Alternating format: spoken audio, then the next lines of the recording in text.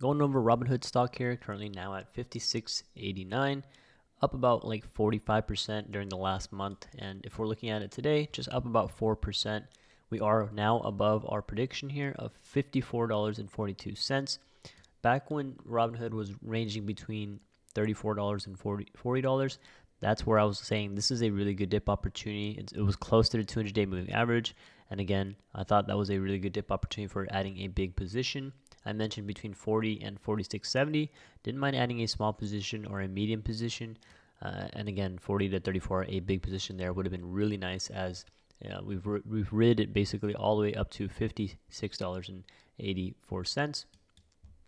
Today we had a high of $59.33 as well, so really close to our $60 psychological resistance there. And again, our recent high here of $66.91, I do believe that we are going to get a potential retest towards that level. If you want to compare our current price here, 56 all the way back up to 67, it's going to be right around an 18% move back up to the top side. Let me know down below in the comments what you're doing with your position and what your average is for Robinhood stock. I know some people might be taking profits between 54 and 66 to be safe. I don't blame them at all. I think that's a really good place to be also taking profits, especially if you're just here to swing trade and if your entry was down here. In terms of long-term investors, I don't think Robinhood stock is going to get a retest below 40. I think possibly 46.70 might be a level to watch out for in case there's a pullback. 46.70 there is going to be the next big opportunity for Robinhood stock if you're looking to add a position. That's just my personal opinion, all right? And again, between 46.70 down to about 54, that's probably where I would look to add into Robinhood if I was a long-term investor. Currently at this point, I would possibly just hold out, look to see and wait if there's going to be a pullback, or just let it, or just watch it run, in my opinion, towards $67 there. I think it's too risky to be adding between 54 and 67. I mean, unless you don't mind the potential short-term volatility. Again, I'd rather be adding it during a dip than chasing it up on the top, right?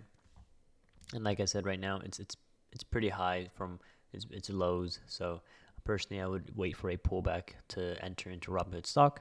But again, like I said, this is pretty good. I'm still optimistic long term for Robinhood stock to retest 67. I do have some of my own predictions here of 74, 80, and 85 to be potentially tested here within the next 1 to 2 years, possibly sooner. Who knows? Stock here is super volatile anyways. If you are long-term in Robinhood stock and you don't have a community yet, highly recommend joining our Discord, link down below in the description. It's free to join, and there's over 32,000 people, as well as a dedicated chat section for Robinhood as well.